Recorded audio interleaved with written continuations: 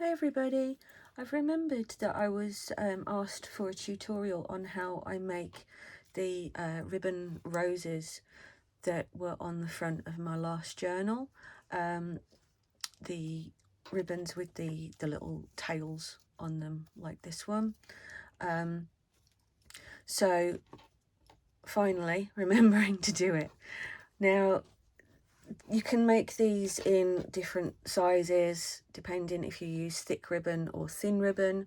You can use garden wire or florist's wire and glue that onto the back of the rose and then wrap it with green ribbon or whatever colour you want. So there's different options and lots of different uses for these. So I thought, well, I'll get around to making the tutorial. So what you need is some ribbon in the colour of your choice. You need some fine point tweezers, some scissors, hot glue gun. I prefer cordless hot glue guns because I'm so sick of them falling over all the time. So my daughter bought me this one for Christmas, no, my birthday, in fact, last year. And the last thing is, it's not absolutely necessary, but these come in incredibly useful. You can use the smaller ones that are like this, but I find that sometimes they're not quite robust enough or wide enough, depending on the size of the ribbon that I'm using. So today I'll show you using the bigger ones.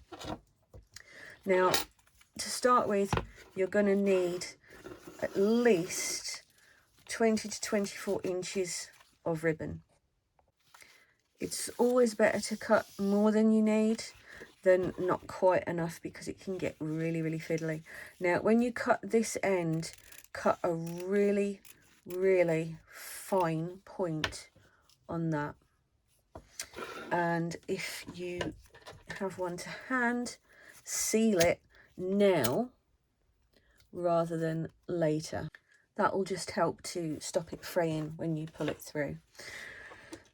So the first thing to do is to fire up your hot glue gun for the first stage of securing the ribbon. Now, to get started, you need to make sure that you leave a good 2 to 3 inches of ribbon here. And the first thing that you have to do is to create a right angle fold.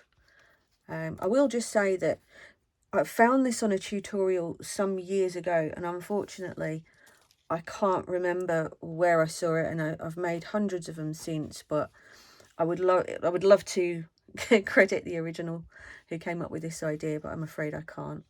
So the first thing that you're going to do then is just put a tiny little dab of hot glue, and that just helps to secure your initial fold, because it does get a little bit fiddly. And now you're done with your hot glue gun for now.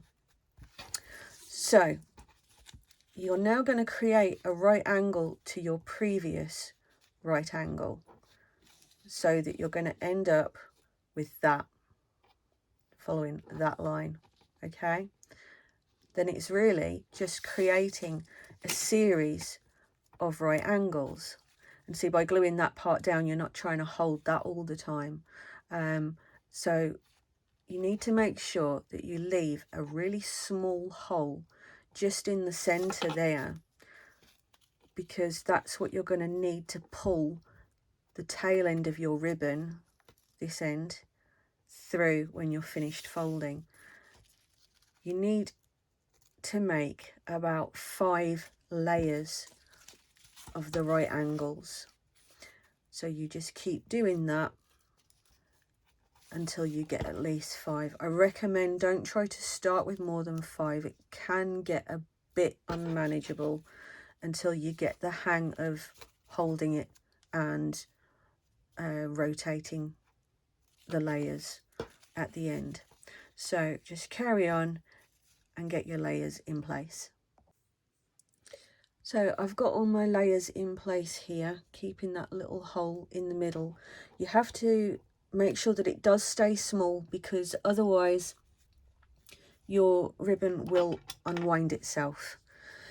So now you have to get your needlepoint tweezers, and this is where it gets really fiddly, you have to come through that little hole.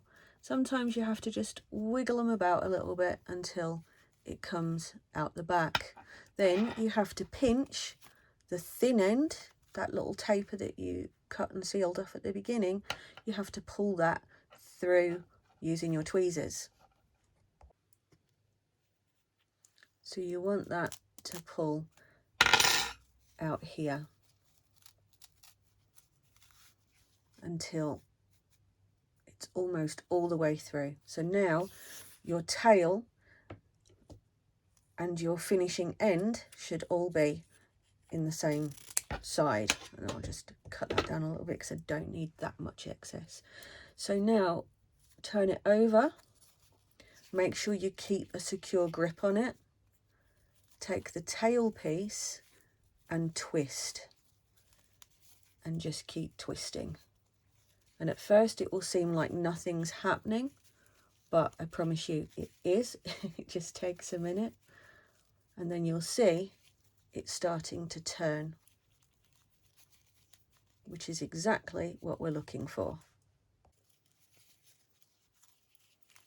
So we're just going to keep twisting that bottom, and you're going to see that all of a sudden you've got a rose. So just twist that until you're happy with how it looks. I think that one looks quite nice. So again, it's important to not let go of the other tail end. Now you need to be a little bit dexterous here and get hold of both of them quite securely.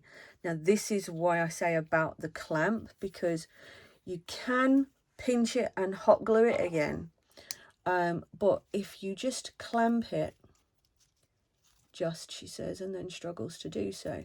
So if you just clamp it like that and then cut yourself some thread. You don't need a huge amount of thread. Trim that, double it over, but you don't need to knot it or anything like that. This is just to make it slightly more robust.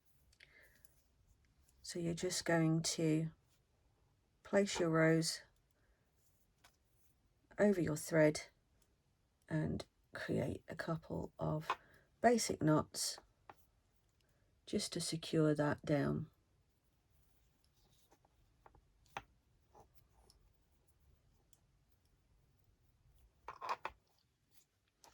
Loose your clamp, and there you have your rose. You can, if you've squashed it down a little bit by messing with the cotton, you can just twist it around again until it gets back to the shape that you're happy with. I quite often put just a little bit of fabric glue between the petals. Once I've got them how I want them, it just helps it from coming undone while it's in use. So then you're just going to snip off your excess thread. If you want to trim the tails down now, you can do that. If you want them frayed, you can just cut that part again now and let it fray out, or you can cut them off completely if you just want it to go on to something like this. So once if you glue the petals, they do tend to just stay that little bit better, and the more layers that you use, the more secure it becomes as well. So there you have it, all finished, nice and secured at the back, nice and robust. I haven't actually glued this one yet, but I probably will do. And then if you want to fray the edges, the best thing to do there is to get yourself a sharp pin. And then if you just take the edge, get your pin, and just start to kind of scratch at the ends there, you'll see it starts to fray. So you can take that as far as you want to take it. Sometimes you're going to have to, depending on the ribbon you use, you might have to just cut off that little edge there. That's the binding edge basically of the fibres of the ribbon. And if you trim off that little side piece, you can then just basically pull apart and just take out as high up as you want to go. with that.